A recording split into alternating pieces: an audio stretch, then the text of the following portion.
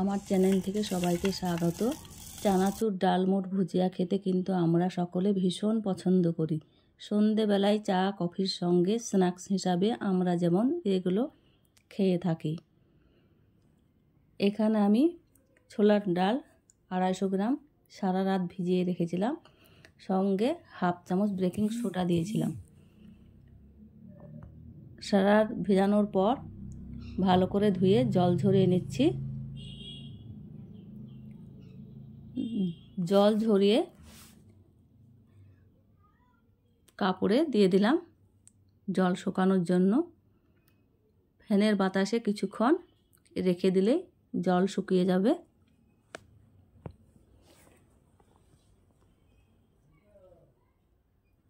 হাত দিয়ে নেড়ে দেখছি জল শুকিয়ে গেছে। আবারও কাপড় দিয়ে কিছুটা জল মুছে নিচ্ছি। একটা বাটিতে তুলে নেব। ভিডিওটি ভালো লাগলে বন্ধুদের সঙ্গে বেশি বেশি শেয়ার করে দিবেন। ডালমুটের জন্য মশলা তৈরি করে নিচ্ছি। কাশ্মীরি লাল লঙ্কার গুঁড়ো, বিট লবণ, গোলমরিচের গুঁড়ো, লবণ, ঝাল লঙ্কার গুঁড়ো, হিং, জলজিরা সব কিছু ভালোভাবে মিশিয়ে নিচ্ছি। মিশিয়ে এক পাশে রেখে দেব। গ্যাসে গরম তেলে ডাল দিয়ে দিচ্ছি ভাজার জন্য। মিডিয়াম টু হাই হিটে ডাল ভেজে নিতে হবে। এই সময় ভাজার সময় ফেনা ফেনা হয়ে থাকবে। ডাল ভাজা হয়ে এলে ফেনাগুলো আর থাকবে না। ডাল ভাজা হয়ে গেলে উপর দিকে ভেসে উঠবে। দেখুন ভেসে উঠে এসেছে। আমার ডাল ভাজা হয়ে গেছে, তুলে নিচ্ছি। একই রকমভাবে বাকি ডালগুলো ভেজে নেব নেড়ে চেড়ে। একসাথে অনেকগুলা করেই ভেজে নেওয়া হচ্ছে। আবারও ভেসে উঠেছে, হালকা নেড়ে চেড়ে তুলে নেব। দেখুন কত সুন্দরভাবে ভেসে উঠেছে। আবারও তুলে নিচ্ছি,